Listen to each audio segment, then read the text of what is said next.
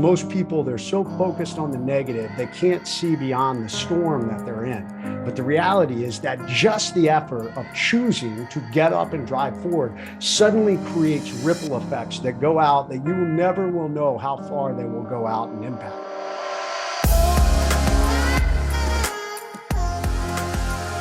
Welcome, everybody. And Jason, thank you so much for coming on the show. Chris, honor to be on, man. Thank you for having me. Yeah, it's an honor's all mine. You know, there's so much to talk about, especially given the times we're in right now. But the first thing I want to start with, I watch a lot of your stuff, and I saw a video where you said this one thing, and it's probably the single one thing you said that resonates the most with me. You said, do people follow you because they want to, or do people follow you because they need to? I think in today's world, with everything that's going on, from the Russia and Ukraine thing to the markets being crazy, that's a very important statement. Like, what does that statement mean to you? Well, I mean, it's pretty much the essence of everything I speak on. It all comes down to really two key principles. Number one is leadership. And a lot of times, most people out there, when they think about leadership, they think about external leadership. How am I leading other people? How do I motivate and inspire? How do I get other people to do the things that I need to do in my business or life? Whereas I look at it from the reverse side of the spectrum. I think the core of leadership is how well you lead yourself. And if you are effectively, as a matter of fact, I tell people 70% of leadership is how you lead yourself. And if you're effectively leading yourself, it naturally lends you to be able to lead others well. And that really becomes, if you want to know what kind of leader you are, that really becomes the quintessential question. Do people follow you because they want to, meaning you inspire them? One of the greatest leadership advice I was ever given is people will follow you if you give them a reason to. It doesn't matter what mistakes you've made in your life. It doesn't matter who you are, what you've done, race, creed, color. It doesn't matter if you got 3 arms growing out of you. People will follow you if you give them a reason to. If you're doing the right thing, if you're accomplishing things, it's just human nature. We go, wow, I want to be doing what that guy or girl is doing. I want a part of that. And so do people follow you because they want to or because they have to? And if they have to, it's because you're telling them you have to do this. You have to do this because of a job, a paycheck, fear, intimidation, whatever those things are. And the reality is you can lead people who want to follow you to accomplish anything. You and I were talking a little bit right in the beginning. Zelensky is a great example of someone, with this whole Ukraine situation, of someone who is leading people who want to follow in them. He is giving them a reason to follow them because he's leading by example. I mean, how great was that line when they were like, hey, we'll get you out of the country. And he said, I don't need a ride. I need ammunition. And that is self-leadership. That is leadership by example. The second component becomes the overcome mindset. And the overcome mindset is this idea that it doesn't matter what adversity comes along, you're going to figure it out. You're going to drive forward. You're going to execute. There is a pandemic in this country. A lot of people are aware of a pandemic, but the funny thing is, it's not the pandemic you think it is. The pandemic I'm talking about is the victim mindset. There is a victim mindset pandemic that is sweeping across America, and other places too, but I'm seeing it predominantly here in America. And it's this idea that no matter what happens, what problems you encounter, you're a victim. You're a victim and you need somebody else to help you. And the reason this bad thing happened to you is because something happened in your past, or the color of your skin, or your gender persuasion, or your religion, or give me a litany of excuses. And there's a narrative out there that you're a victim because of them. And that's not true. The reality is every human being who knows how to lead themselves, who has an overcome mindset, can be a victor. You can be a victor over anything if you're willing, if you choose to drive forward. And we got to break this pandemic and teach people once again how to be victors, not victims. Yeah. A late friend of mine, his name was Stefan, wrote a book, Hard Times Create Strong Men.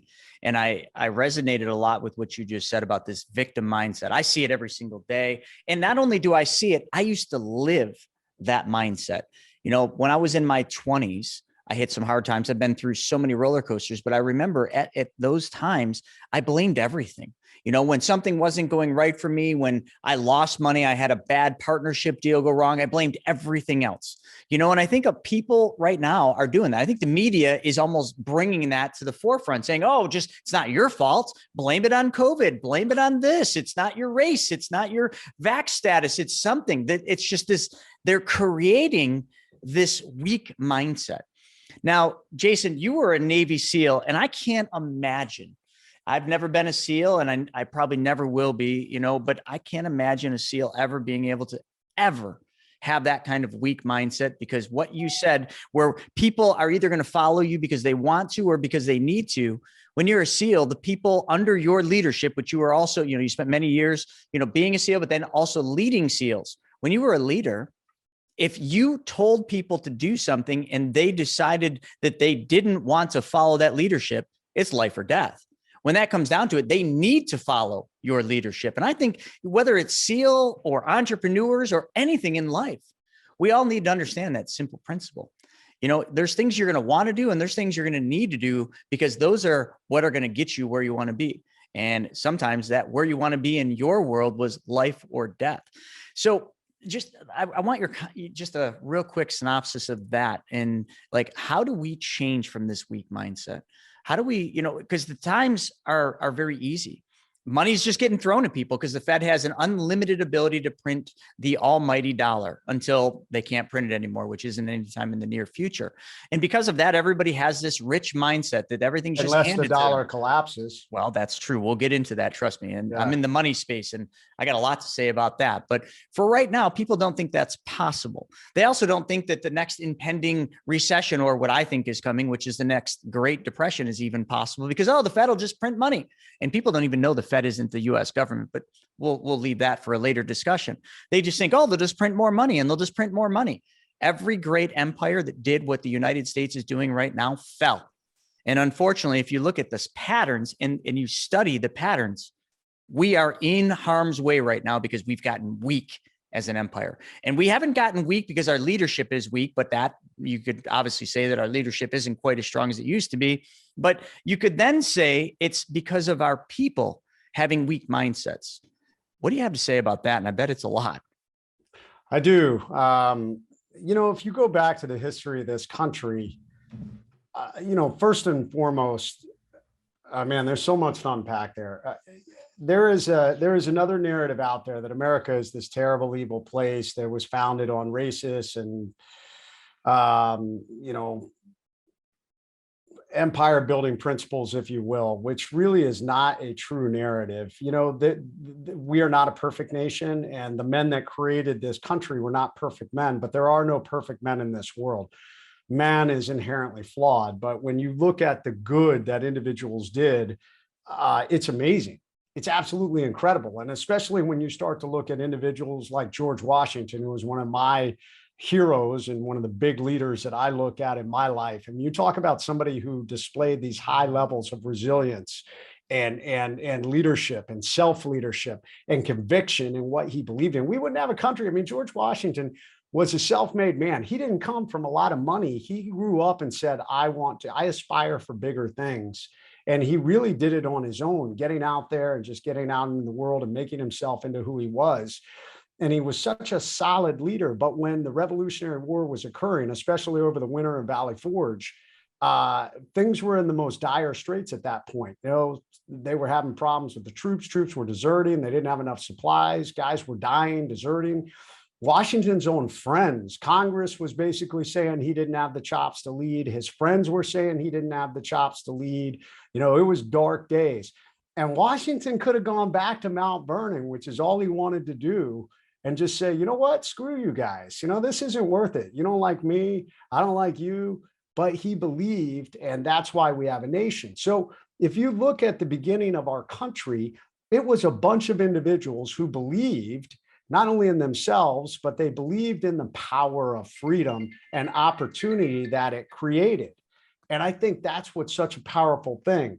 And if you fast forward over the history of our country, it was that rugged individuality, that rugged self-leadership, that rugged sacrifice that built this country into what it is. We have reached a point in our society, though, that that's kind of fallen away. And it's not so much about individuality anymore, at least not in the right ways.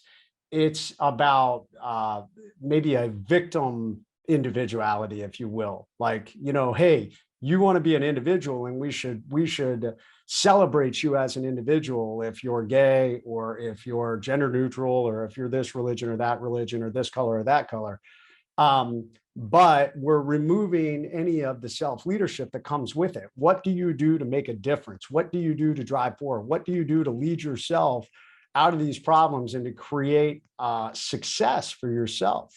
I often talk about the foundations of this country were built on three principles: life, liberty, and the pursuit of happiness. Those were the three guarantees our founding fathers laid out. And there's this distortion of that now.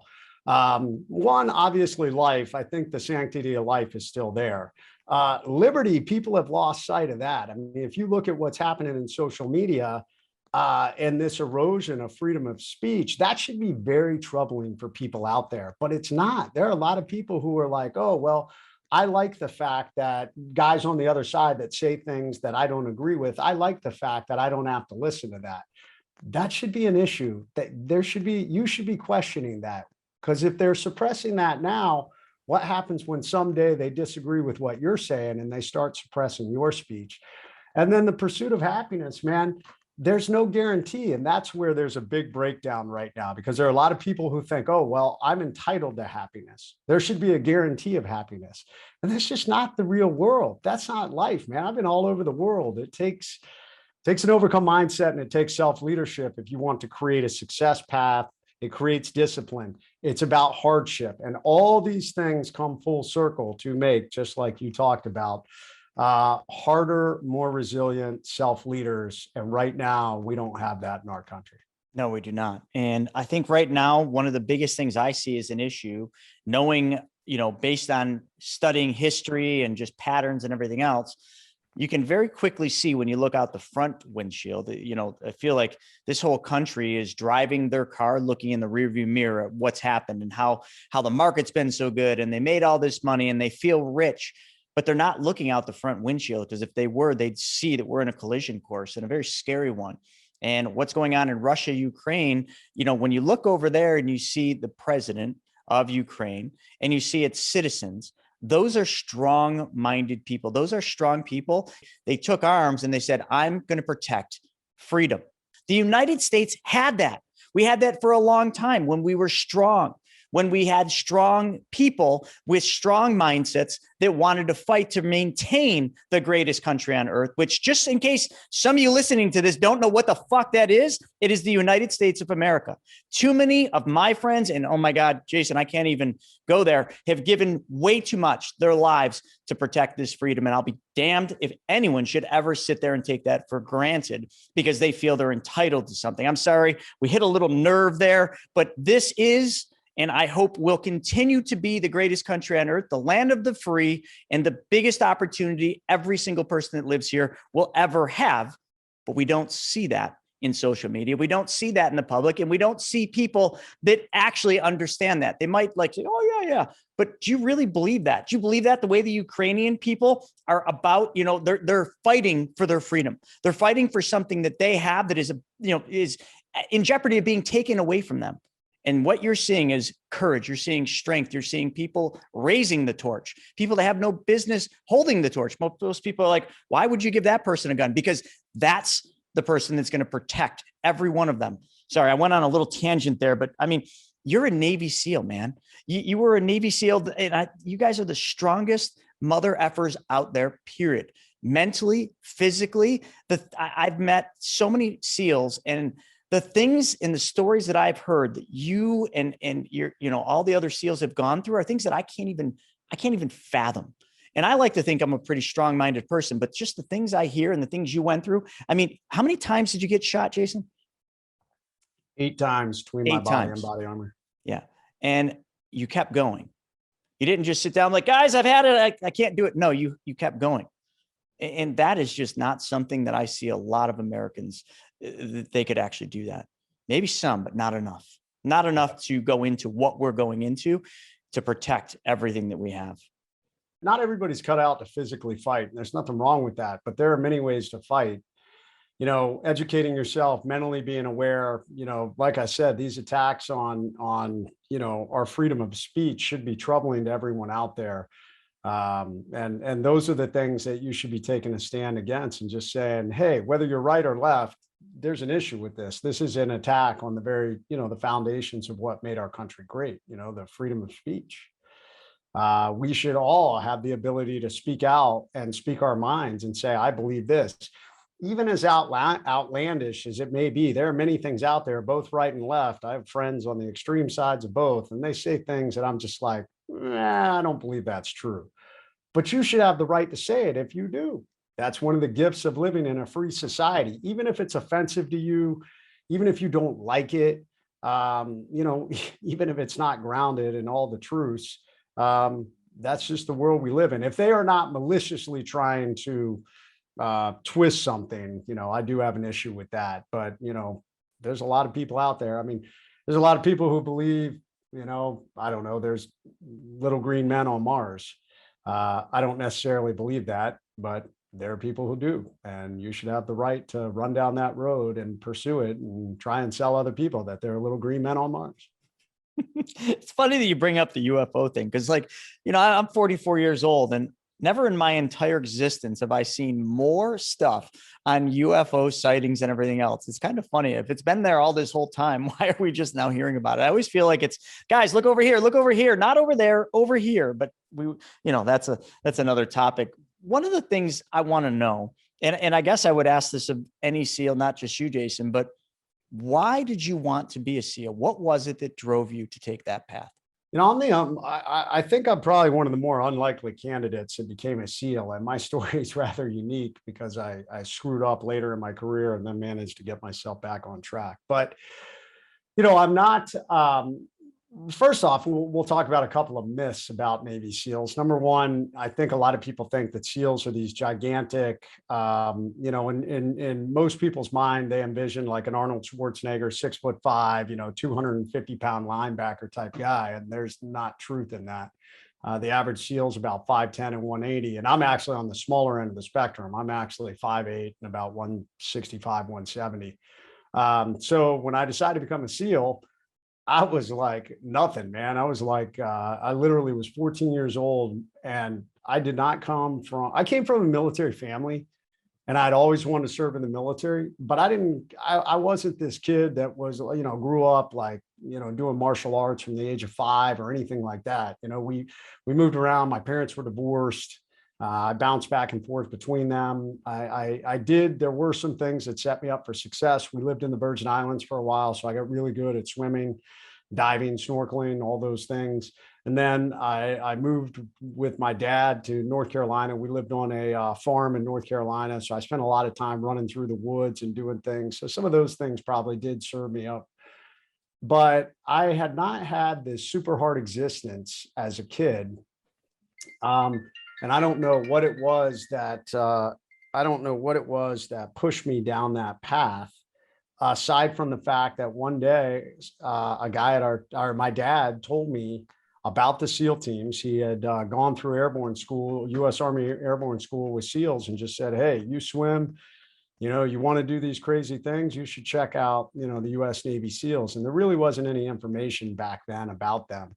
But the more I researched and little that I could find, I just kept seeing toughest training in the U.S. military. Some considered to be the toughest training in the world, super high attrition rate, best of the best.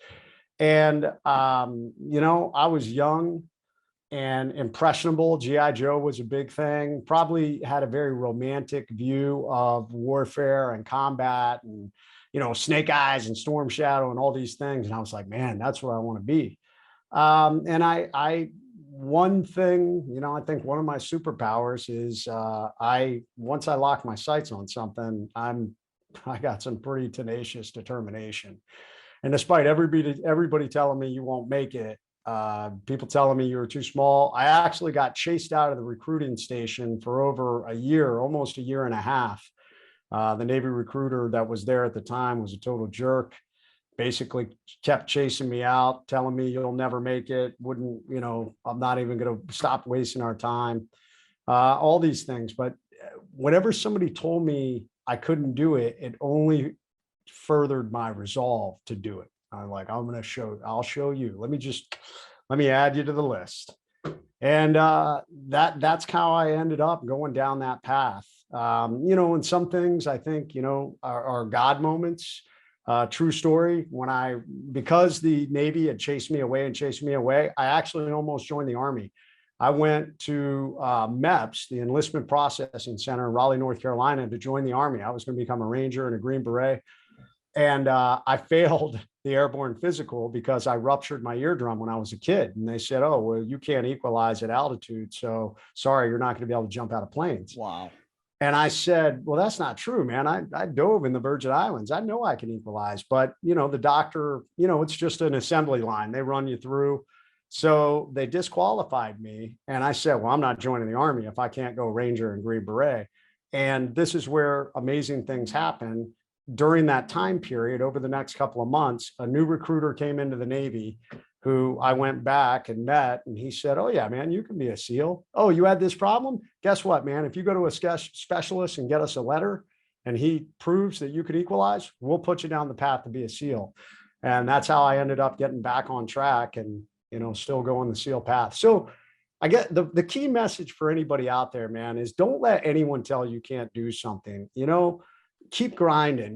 When one door closes, keep grinding. I mean, exhaust all resources, because you never know when suddenly a door is going to pop open and that opportunity presents itself. Oh man. As you're saying that, like, don't let anybody tell you can't do something. I don't know if you've seen it, but one of my favorite movies of all times is, the movie with Will Smith, and I'll see if you can guess it. I won't give you the name of it, but where he's sitting there on the basketball court with his little son.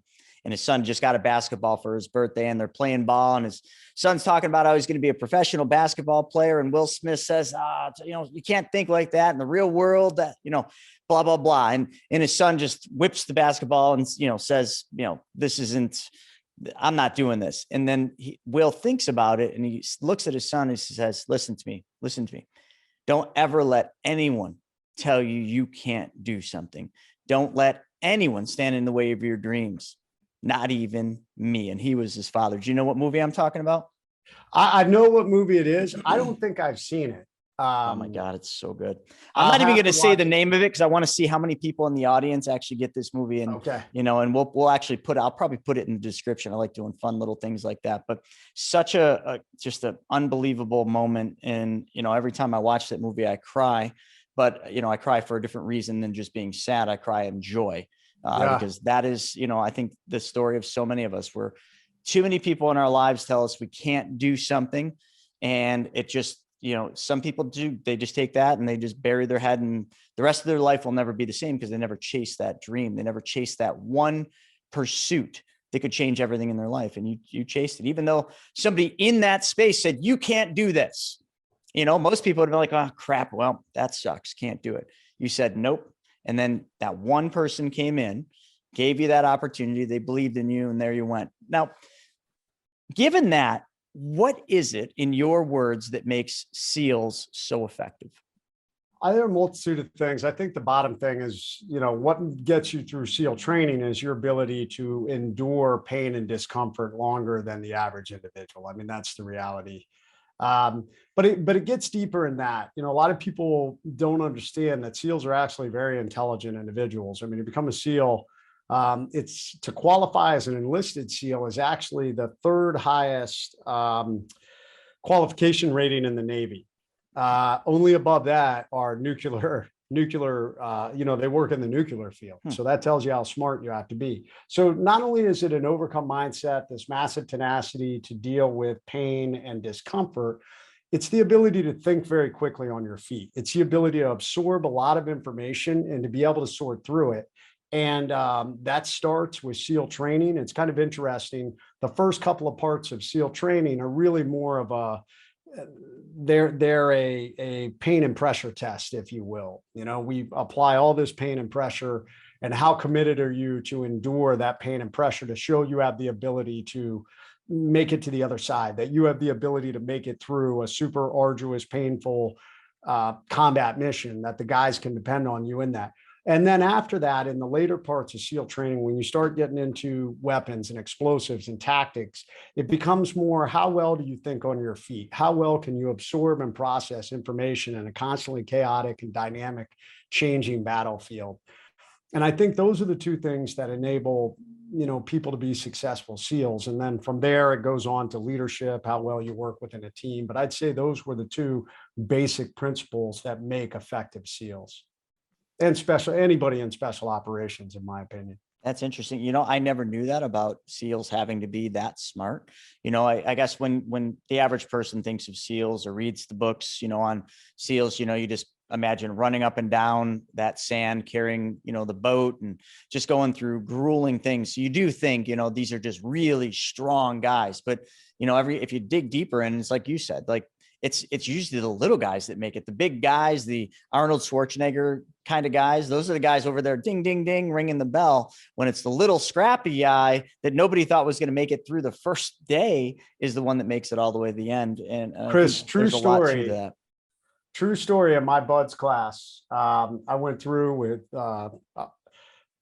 class 200, and in class 200, boat crews are by height. So boat crew 1 are the tallest dudes, all the way down to, I was in the shortest boat crew, which is the Smurf crew. And it's called the Smurf crew. You even get a little Smurf on the front of your boat. And usually the Smurf crew, because we're shorter, usually, and in my class, it was the case, usually we come in last in a lot of evolutions. And if you come in last, you're punished.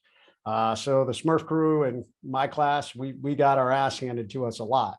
The good news is it made us harder and it brought us together. And, I still see some of the guys, from over the years who I went through that training with.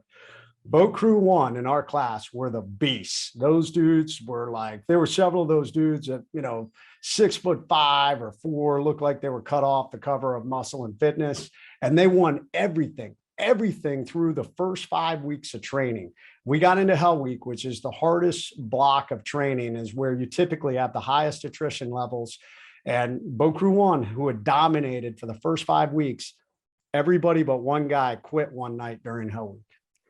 Everyone except for every single one of that boat crew. So it's a 7-man boat crew. 6 guys quit at one time and 1 guy stayed. Holy crap. And that's funny. It's like you're talking about that. Like it builds this confidence level for 5 weeks. They're winning everything. And they start thinking, oh, we got this. We're invincible. Then all of a sudden that 1 week, Hell Week, and they all quit. What do you attribute that to? Do you think it's maybe in their minds, they get to the point where they think they can't be beat? And it comes back to the very first thing we talked about at the beginning. Soft times create soft men, hard times create hard men. Not to say that those guys were soft. Those guys were beasts. But I will say this, something that I've seen, I am not tremendously genetically gifted. I am not some dude who, I'm not some dude who's just ridiculously strong. I am naturally, or used to be at least, a pretty good runner. I was not a good swimmer. Everything that I've had to accomplish, I had to work really hard for. And I think the individuals who come to SEAL training and they've had to grind through all this pain and adversity, they're the guys that typically do better. I think individuals who are super genetically gifted, who things have come easier for them, I actually think SEAL training is harder because it was easier, but SEAL training pushes every human being off that cliff. I don't care who you are, you will encounter a weakness and you will encounter that major pain point. And if it hasn't come out before Hell Week, it absolutely comes out in Hell Week. And I think that's when you have to dig deep into who you truly are and dig down into this pain and misery and be able to flip that switch, as so many talk about. And I think guys who have never had to flip that switch before, they don't know how to flip it. And oftentimes so many of those guys quit. Another example, we had a guy who was, he was like a champion triathlete, like world-class triathlete in the Navy. And he had decided to go to SEAL training. And I remember the instructors talking about it quite a bit. They were like, this guy, I don't even remember his name. All I remember is there was a buzz about this guy coming to training. And they were like, man, this guy, he's going to crush training. He's such a beast. I think he lasted like 2 weeks before he quit. Wow. There's a lot to be said about that. So this is important, but this is what absolutely makes the difference. This and this. And it's no different in life. I try to tell people, so many people will say to me, well, of course you overcame this or you overcame that. You're a Navy SEAL. And I'm like, you know what? Yes, I am a SEAL, but guess what, man? Your ability to overcome in this life, it's no different from me to you, because it's up here and it's here. It's a belief that I can drive through. That's all it is. It's a willingness to get up and put one foot in front of the other. And if you do hard things in your life, it makes it easier. I have a question that I ask so many people. It's kind of the foundation of everything I talk about. And the question is, will you be ready? And so many people are like, well, what do you mean? For what? And I'm like, it doesn't matter. Something is going to come along in your life and punch you in the face, whether it's physically, whether it's mentally, whether it's emotionally, socially, spiritually, financially, it's coming. That's just a byproduct of life. And if you have a mindset that that bad thing is out there on the horizon, that is one of the great things SEAL training taught me. Hope for the best, but plan for the worst. If you always think of worst case scenario, then it's not such a shock when it comes. Just a little bit of mental preparation makes that difference to overcome. And that's what I talk to people about. That is the difference in this life. And man, there are a lot of punch in the face moments that have come these last few years. Yeah, that's for sure. And there's a lot more coming. But one thing too, that you mentioned there that I always find crazy, and I guess I'll probably never understand it because I'm on the other side. But, one of the things that the average person fears more than anything, more than they fear dying, is speaking in front of a group of people. Isn't that crazy? It's insane. But like what you were just saying, where, you planned, if you get asked for, if something hits you, I'm forgetting how you said that, but if all of a sudden you need to do something. So let's just say you're one of those people and you're in a crowd of people and someone says, you go up on stage and speak for the next hour. People would cower over. You speak for a living in front of massive groups of people. You're incredibly gifted when it comes to speaking. I bet you that didn't start there, because I know when I first started speaking, I do the same thing. I remember that first speech. Jason, I bet you do too. It was random. I was in a networking group and all of a sudden they're like, Chris, what do you have to say about this? Stand up. And I'm like, all of a sudden my palms got sweaty. I instantly started perspiring. I remember getting so nervous that when I was speaking, like I was about to cry, but it came off as I was just passionate. Thank God I was speaking about something that was actually like a thing that could be transcribed into being passionate. But literally I was so choked up, I could barely talk anymore because the words just didn't want to come out because my mouth got so dry. And I got lucky. What was your first experience like? And how did you end up taking that plunge into speaking? It was definitely an evolution like anything else. And frequently, when we talk about doing things that we're uncomfortable doing, I tell people, if you want to build an overcome mindset, do things that you don't like to do. If you're afraid of heights, go rock climbing. If you're afraid of snakes, go to the petting zoo and hold some snakes, or find a friend that's got some snakes. I mean, we have to confront fears head on, because that more than anything is going to build an overcome mindset. Speaking is no different. And if you don't do it, you're always going to have that fear. Fear typically is because of a multitude of things. Number one, fear is a fear of the unknown.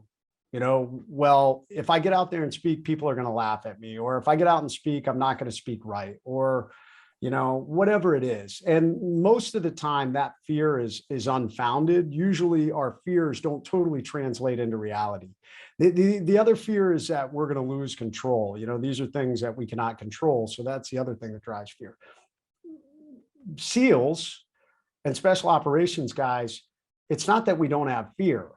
Man, there were plenty of times that I was afraid of things that I did, but courage is the ability to act despite fear. So in order to speak, it's just the courage to get out there and do it. And for me, some of it started naturally. As I grew up in the SEAL teams, I became an instructor. So as an instructor, obviously you have to get in front of people and speak. Then I got selected for, as I got into leadership positions, obviously you had to get in front of guys and speak. As I got selected for a commission, I had to get in front of guys and speak. So I got more comfortable with it. And then there was this inflection point, which basically was when I got wounded and the sign on the door went viral. Within the military, I started getting asked to come to units and speak. And then it turned into military nonprofit events. And I began to realize the power of sharing a powerful message. Because there were people, fellow wounded warriors and individuals and military members who were like, wow, what happened to you was amazing. Like, that inspired me to be better. And that started this new mission for me and this quest to be better as a speaker. And you know, I am, you know, not to toot my own horn, but I can hold my own with almost anybody on any stage. There are a few people that I've come up against that after that they spoke before me, and I was like, ooh, I'm a little intimidated to speak after that person. But most of the time, people tell me that's how they feel coming up and speaking after me. But it took years to get to that point. You know, when I go back and look at videos of me speaking, you know, 7, 8 years ago when I started, I wasn't as crisp. I wasn't as clean. The flow wasn't as good. But as with anything in this life, we hone our craft, we adapt, we look at what we did in the past. I can tweak this, I can tweak that. We're always looking to get better. And that's kind of where I'm at now. And anyone else out there can do the same with anything you want to do in your life, whether it's martial arts or business or working out or speaking. It's just A, putting the time and effort into it, and B, actually, I should say number one is doing it, because that's usually the biggest hurdle. When people tell themselves, I'm never going to be successful in business, I can't be an entrepreneur, I'll never be a speaker. You're right. You never will if you don't take that first step to do it. You're absolutely And so correct. what if you failed? Congratulations. You are building an overcome mindset out of failure, and you'll learn from it and then pick yourself up and do it again. You know? And that mindset and what you just said is why you're a world-class speaker and why you lead, you know, or you go in and teach leaders in organizations how to be better leaders and how to lead people out of this weak mindset. But let me just go in reverse a little bit, because, you know, we talked about it earlier that you got shot 8 times, but what I didn't mention is you got shot in the face. How did you recover from that? And you alluded to that red sign behind you. Now, many people are listening. So can you just take a second and explain that recovery period, what that was like, and then what does that red sign say? Yeah. So I was caught up in an enemy ambush going after the #1 leader for Al Qaeda in the Anbar province, and caught in a very well executed ambush. Myself and my teammates shot 8 times in this engagement, across the body armor, body, helmet, night vision goggles. And I took a round in the face, and this skull is kind of tough to see, but you can, this is actually an acrylic model of my skull after I was hit. So it's, let's see, we'll go that way. I mean, anyways, I can see it crystal the clear. bottom line is the round hit me in front of the ear. It traveled through, took off my nose. It vaporized my orbital floor. It broke all the bones above my eye. My nose was gone. The right cheekbone was broken and kicked out to the right. It broke the head of my jaw, it shattered my jaw to my chin, and a lot of devastating damage. I also took 2 rounds in the left elbow. I took a round in the bicep and a round on the inside of my forearm that traveled through and pretty much effectively destroyed my elbow. So when I was in the hospital, they were telling me, we're going to amputate your arm. The amount of facial damage you have, they didn't know if they were going to save my eye. Rough. It ended up being 4 years and 40 surgeries with highs and lows along the way. The plight of wounded warriors is really hard. I had a lot of infection issues. This final nose they built me was the 3rd one they built. The first 2 failed. At one point, I just had a hole in my face and looked kind of like Skeletor. I wore a patch over my nose while I was being reconstructed. So needless to say, really hard. Our human beings communicate with our faces, so it attracted a lot of unwanted attention. Today, I welcome it. I love it. You know, my scars are like tattoos with better stories. But in the beginning, it was tough. And how the sign came to be is one day early in the journey, I had doctors had been inundated me with a lot of negative information. And I remember laying there that one day thinking, so let me get this straight. My special operations career is over. I'm going to be permanently disfigured, and I'm probably going to be permanently disabled. Um, and while I was kind of sitting on the X, as I like to say, this point of instant adversity, the crisis point, I had some people that came into the room and started talking about what a shame and what a pity it is that, we send these young men and women off to war and they come home broken and battered. They're never going to be the same. And then they left. And this really was kind of the foundation of this idea of the victim versus the victor mindset.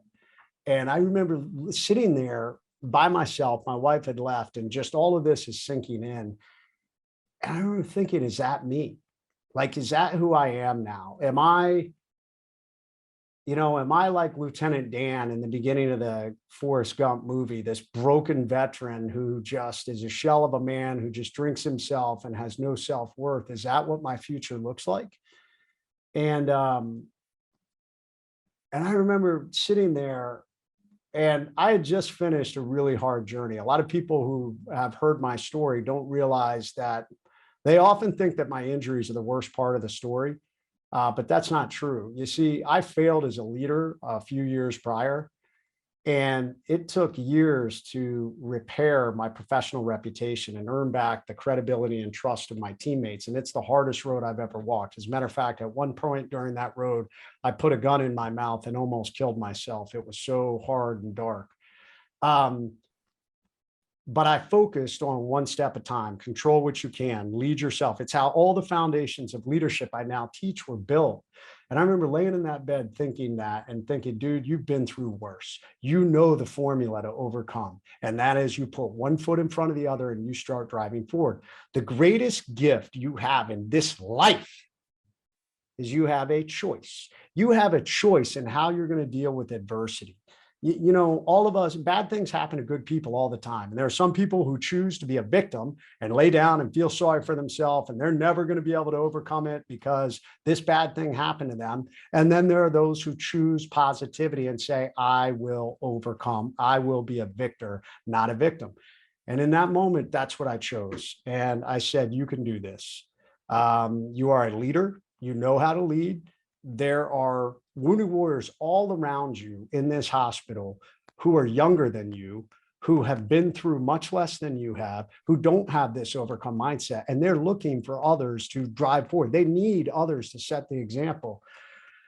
And it was in that moment, man, my wife came back to the room, and I wrote to her. I couldn't talk. I'm wired shut. I'm trached, feeding me through a stomach tube. And I said, hey, never again. That's not going to happen again. No one else will come in this room feeling sorry for me. And I refuse from this point forward to feel sorry for myself. And I wrote out that sign, and it said, attention to all who enter here. If you're coming in this room with sadness or sorrow, don't bother. The wounds that I received, I got in a job that I love, doing it for people that I love, defending the freedom of a country I deeply love. I'll make a full recovery. What is full? That's the absolute utmost physically. I have the ability to recover. Then I'm going to push that about 20% further through sheer mental tenacity. This room you're about to enter is a room of fun, optimism, and intense rapid regrowth. If you're not prepared for that, go elsewhere. And we signed it, the management and a teammate of mine. And I told my wife, hey, put this on the door. Nobody's allowed to come into this room until they read that. And a couple of days later, a SEAL teammate took his trident off his uniform and tacked it into the bottom of the door. And, that's just a picture of the sign. The original sign actually hangs in the wounded ward at Walter Reed. We dedicated it there. I felt like that's where it belonged. I felt like it wasn't mine. It belonged to all the wounded warriors. President Bush signed it when I met him.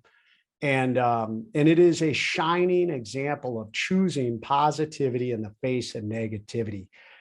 You don't know what the impact of doing that will be, because most people, they're so focused on the negative, they can't see beyond the storm that they're in.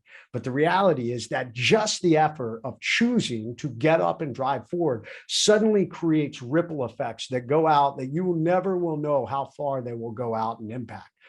I really wrote that sign for myself in the beginning, and it became my light in the darkness. But to this day, man, it has inspired and motivated millions of people. It has been written about in books. It has inspired world leaders. Michelle Obama didn't write about it. She wrote about it twice in her book. It moved her so much.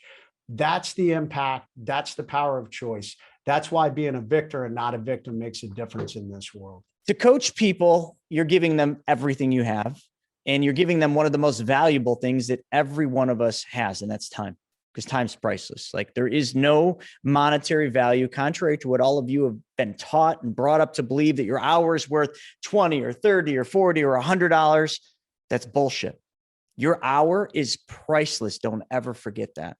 And by trading that hour to coach somebody, by trading that hour to help somebody, you're giving something that is priceless. So how do you do it? Like, and I think a lot of people set out to be good coaches and good leaders, but they realize under the demands of time that that's a very difficult thing. How do you manage that time in your day-to-day life and teaching people and showing them the path to leadership? Choose wisely. I mean, that's probably one of the biggest things. And that's something I'm learning in coaching, that, I enjoy one-on-one coaching, but it's incredibly time consuming. And I am beginning to realize, and I think a lot of coaches grow and figure this out, that oftentimes it's easier to do one-to-many than to do one-on-one. And that's why you have to place a premium on that one-on-one coaching. And really, you have to look at the outcome. I coach in an area that oftentimes doesn't have an immediate tangible outcome. And for some people, they say, oh my God, I'm not paying that amount of money if it doesn't directly translate to something I see that correlates to a direct outcome. So I'm not hiring you if I don't immediately look like the cover of Muscle and Fitness by the time I'm done, or I'm not hiring you if you don't 10x my business. But what people don't fail to understand is any of these programs come back to a foundational level of what? Self-leadership, discipline, the overcome mindset, all the things I teach. So the reality is I'm teaching you the things that are going to make you successful, that will make you in better shape. Physical leadership is a component of something I teach. And the reason is, I mean, if anybody has an excuse to not work out anymore, it's probably me. But I do it because I know it makes me better. I know I think better. I manage stress better. I feel better. I look better. All these things are foundations of what makes better leaders. And these are the things I teach in coaching. Some people don't want to hear that. We live in a day and age where people want a magic wand. Hey, just bro, give me the red pill so I can take that and suddenly I'll be better. And it doesn't work that way, man. You have to dig deep and understand who you are. You have to understand your strengths and weaknesses. You have to figure out, how do I reduce the weaknesses, amplify the strengths? How do I get balance? I do speak about balance. There are coaches out there. I won't name names, but there are coaches out there that are like, I don't want to talk about balance. There is no balance. There's only extreme performance at all times. Well, hey, good luck with that. You're going to burn yourself out after a while. You're going to injure yourself, or more importantly, you're going to burn yourself out. Human beings can't operate at that level. I don't care who you are. It just is what it is. And in this life, in this dynamic, crazy world we live in, where we're inundated with information, positive, negative, good, bad, all these different things, we have to have balance.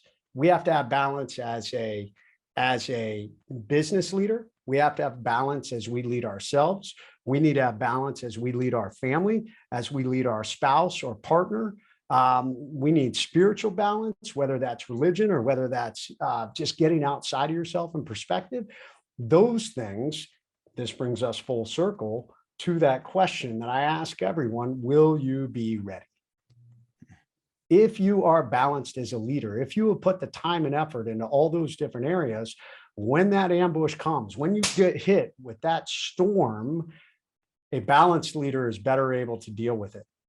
If you are out of balance and you're focused on chasing whatever shiny object or magic pill or magic wand that you can wave and just fix things, one, they don't exist. You're wasting your time. It's the hard work and coming to understand who you really are, what makes you tick, and how to lead yourself and build that overcome mindset is what's going to enable success in this life. And that was powerful. And I'll ask the audience listening to this, are you ready? Are you ready for what's coming? Are you ready to look out the front windshield, or do you want to keep staring and looking in that rearview mirror? It's important that we understand where we were, but it's more important to understand where we're going. And are you ready? Jason, this has been absolutely incredible. And I urge anyone listening to this, if you are trying to be a leader, if you have a team of leaders, you need to bring Jason out and have him teach your group and you how to be ready. Jason, man, thank you so much for your time. Chris, my honor, man. My honor.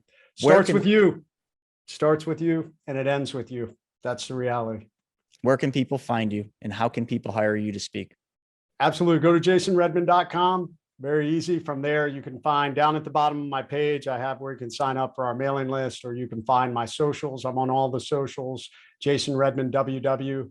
And I work to put out nothing but positive, relentless content. Every Monday I do my Monday muster, which is just it's a great way to start the week with some positivity, how you can be a better leader, how you can be more positive.